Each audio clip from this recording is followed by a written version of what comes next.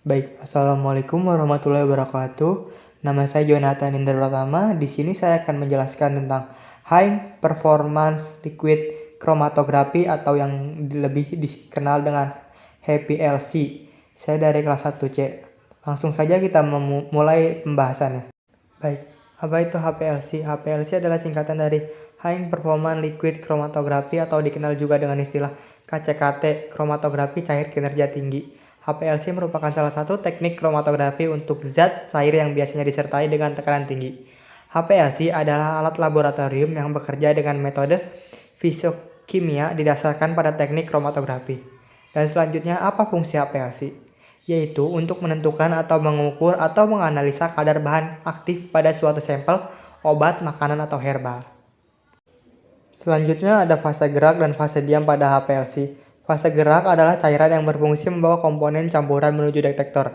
Fase gerak akan dialirkan terus-menerus dengan kecepatan alir yang tepat oleh pompa. Fase gerak ini terdiri dari fase gerak polar dan fase gerak non-polar. Berikut adalah contoh fase gerak. Polar adalah heksana, diklorometana, dan metanol. Fase diam atau stationary phase adalah fase tetap di dalam kolom berupa partikel dengan pori yang kecil dan memiliki area surface tinggi. Berikut ada dua macam tipe fase. Fase diam polar contohnya yaitu silika dan alumina. Yang kedua ada fase diam non-polar atau reverse phase contohnya adalah hidrokarbon. Selanjutnya ada tipe-tipe elusi. Yang pertama ada elusi isokratik adalah sampel dengan komposisi fase gerak tetap sama selama elusi dan juga dalam fase elusi ini hanya menggunakan satu jenis eluen. Yang kedua ada elusi gradien, adalah sampel dengan komposisi fase gerak berubah-ubah selama elusi dan juga dalam fase elusi ini menggunakan dua atau lebih jenis eluen. Baik, selanjutnya ada faktor-faktor yang mempengaruhi HPLC. Yang pertama ada diameter kolom, semakin kecil semakin tinggi sensitivitasnya. Yang kedua ada tekanan pompa, semakin tinggi tekanannya semakin tinggi pula pemisahannya. Selanjutnya ada ukuran sampel, dan selanjutnya ada polaritas sampel atau solvent pelarut suhu kolom. Yang selanjutnya ada semakin tinggi suhu semakin tinggi pula pemisahannya. Dan selanjutnya ada kelebihan dan kekurangan dari alat HPLC. Kelebihannya HPLC memiliki kecepatan, efisiensi, akurasi, dan serbaguna dan sangat cepat dalam mengidentifikasi dan mengukur komponen kimia. Dan selanjutnya ada kekurangan HPLC. Yang pertama ada biaya. Meskipun memiliki kelebihan, HPLC memerlukan biaya yang mahal dan membutuhkan bahan organik yang mahal dalam jumlah besar. Yang selanjutnya ada kompleksitas. Yang kecil.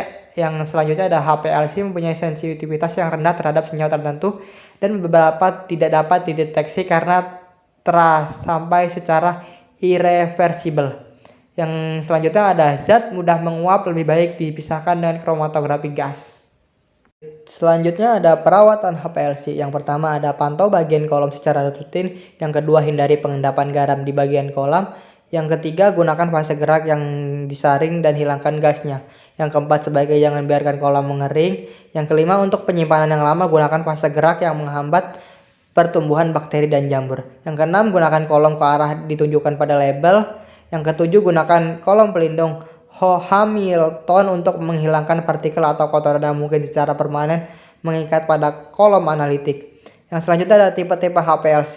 Yang pertama ada normal phase, pengepakan kolom yang bersifat nonpolar. Misalnya silika dan fase gerak bersifat nonpolar.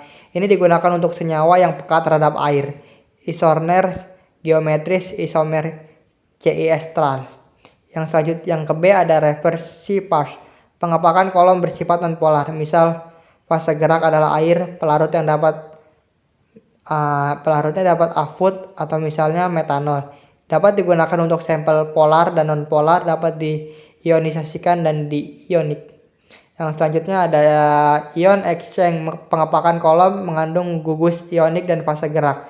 Adalah buffer atau penyangga. Ini digunakan untuk memisahkan anion dan kation phase exclusion.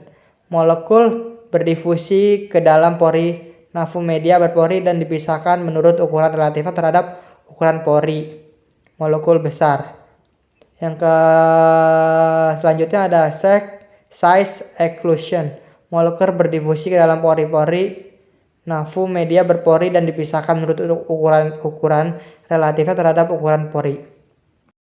Bagian-bagian dan fungsi HPLC. Yang pertama ada solvent yang berfungsi untuk cairan untuk fase gerak. Yang kedua ada kontrol modul sebagai kontrol alat. Yang kedua ada dexer untuk menghilangkan gelembung pada sampel. Yang selanjutnya ada pompa untuk menyedot cairan atau sampel. Yang selanjutnya ada injektor sampel untuk mengontrol kolom. Yang selanjutnya ada TCC untuk mengontrol suhu cairan dan sampel pada kolom. Yang selanjutnya ada detektor untuk mendeteksi zat-zat dalam sampel. Pembacaan data analisis HPLC. Pembacaan data hasil analisis menggunakan instrumen HPLC melibatkan interpretasi kurva kromatogram, melibatkan pengamatan puncak-puncak area di bawah kurva dan waktu retensi untuk mengidentifikasi dan mengukur konsentrasi senyawa dalam sampel analisis. Mungkin itu saja yang bisa saya sampaikan. Wassalamualaikum warahmatullahi wabarakatuh.